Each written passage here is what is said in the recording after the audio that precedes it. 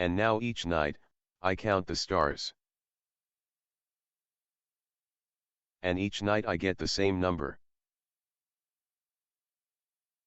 And when the stars won't come to be counted, I am inside someone who hates me. I look out from his eyes.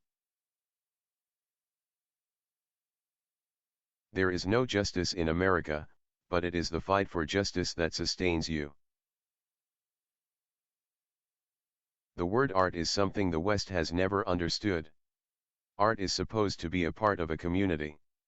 Like, scholars are supposed to be a part of a community. Art is to decorate people's houses, their skin, their clothes, to make them expand their minds, and it's supposed to be right in the community, where they can have it when they want it. It's supposed to be as essential as a grocery store. That's the only way art can function naturally.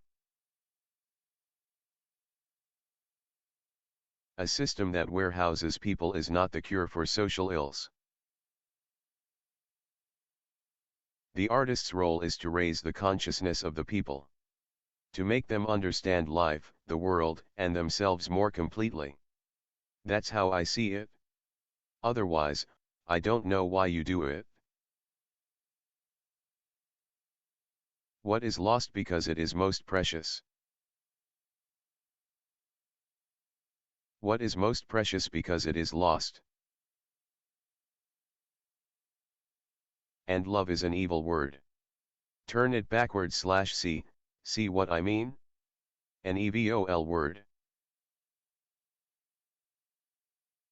From the slave ship to the citizenship we faced a lot of bullshit. Let there be no love poems written. Until love can exist freely and cleanly. Lately, I've become accustomed to the way the ground opens up and envelops me each time I go out to walk the dog. Or the broad-edged silly music the wind makes when I run for a bus. Things have come to that. And now, each night I count the stars. And each night I get the same number. And when they will not come to be counted, I count the holes they leave. And then last night I tiptoed up to my daughter's room and heard her talking to someone, and when I opened the door, there was no one there, only she on her knees, peeking into. Leroy Jones, Amiri Baraka. I am inside someone who hates me. I look out from his eyes. Smell what foul tunes come into his breath. Love his wretched women. The artist's role is to raise the consciousness of the people. Being alive. Suddenly one is aware that nobody really gives a damn. Can't be Rockefeller, must be the devil. The torture of being the unseen object, and the constantly observed subject.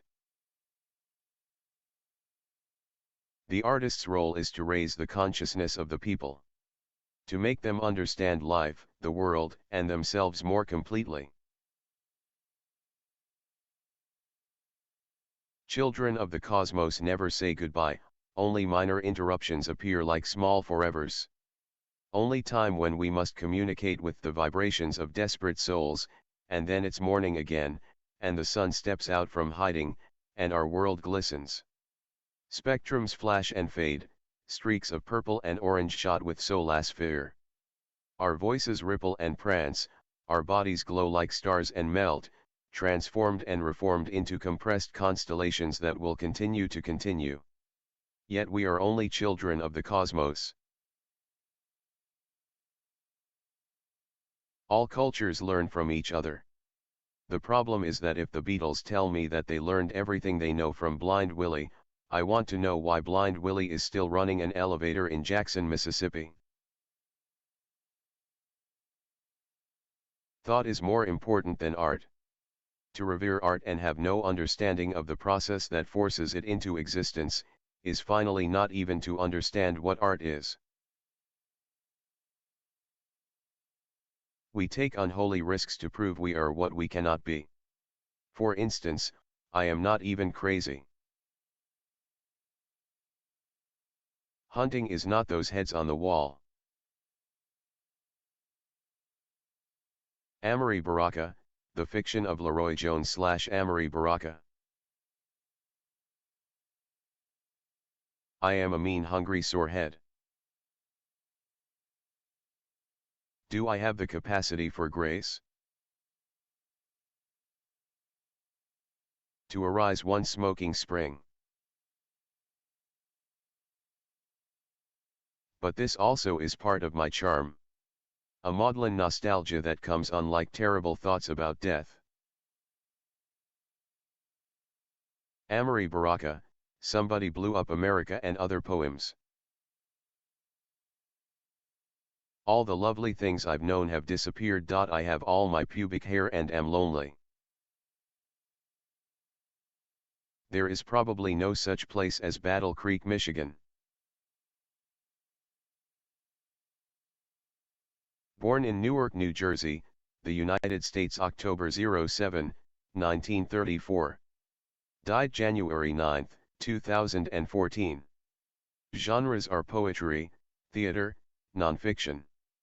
Baraka was born Everett Leroy Jones in Newark, New Jersey, where he attended Barringer High School.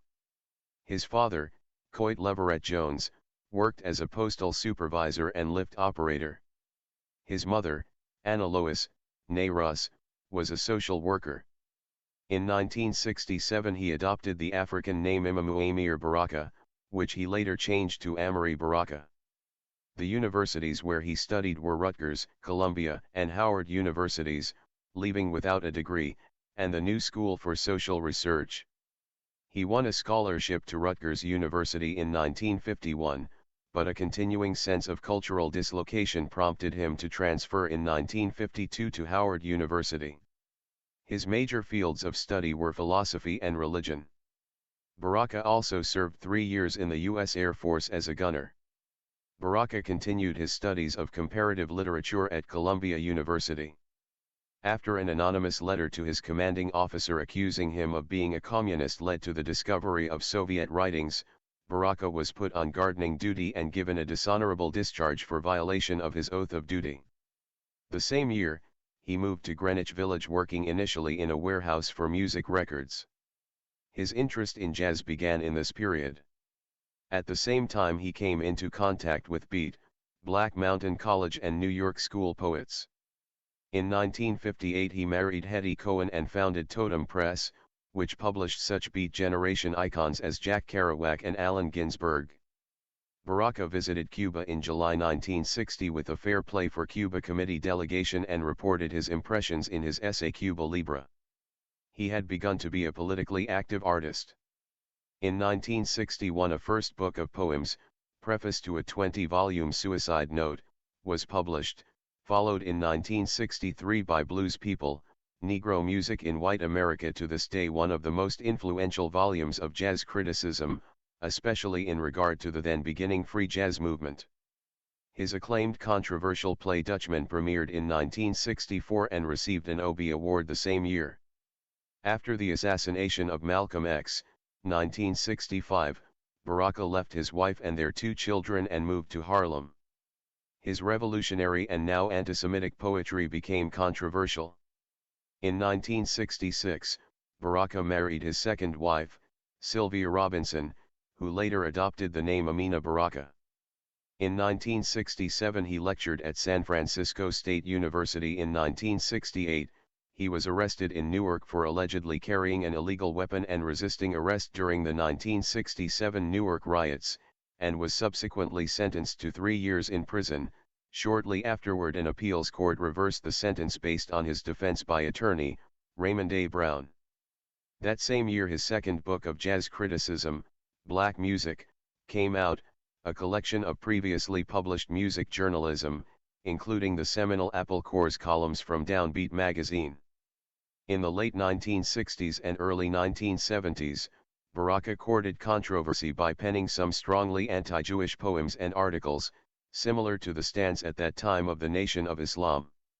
Around 1974, Baraka distanced himself from black nationalism and became a Marxist and a supporter of Third World liberation movements. In 1979 he became a lecturer SUNY Stony Brook's Africana Studies Department. In 1980 he denounced his former anti-Semitic utterances, declaring himself an anti-Zionist. In 1984 Baraka became a full professor at Rutgers University, but was subsequently denied tenure. In 1989 he won an American Book Award for his works as well as a Langston Hughes Award. In 1990 he co-authored the autobiography of Quincy Jones, and 1998 was a supporting actor in Warren Beatty's film Bulworth. In 1996, Baraka contributed to the AIDS benefit album Offbeat, a Red Hot sound trip produced by the Red Hot organization. In 2002, scholar Molefi Keita Santi listed Amiri Baraka on his list of 100 greatest African Americans. Thank you and be well.